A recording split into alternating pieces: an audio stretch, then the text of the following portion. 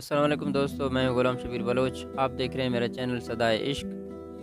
آج میں اپنے الفاظ میں ایک نیا غزل لے کر آیا ہوں۔ غزل سنانے سے پہلے آپ سب سے گزارش ہے کہ میرے چینل کو سبسکرائب کریں، پیج کو فالو کریں، ویڈیوز کو لائک اور شیئر کریں۔ عرض کیا ہے کہ طلب جہاں نے آدمی کو بے ایمان کیا، تخلیق تیری کیا ہے اس کو بھلا دیا۔ کتنے پل رہو گے یہاں یہ پتہ نہیں، کل کو کروں گا کام یہ تجویز کر دیا۔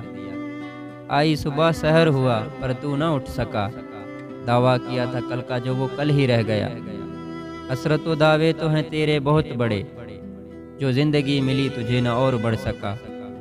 دولت کی طلب نے تجھے اندھا بنا دیا، جو کچھ کمایا ہے یہاں سب چھوڑ کر چلا۔ اپنے تو ہاتھوں سے نہ تو خود کو نہا سکا، آخری غسل بھی تجھے اوروں نے دیا۔ کاندھوں پہ لے کے تیرے جنازے کو چل دیے، ڈالا لحد میں تجھ کو زمین میں دفن کیا۔ اوقات تیری یہ تھی جو تجھ کو ابھی ملا، تھا شاہ پہلے مٹی کا پھر ڈھیر بن گیا۔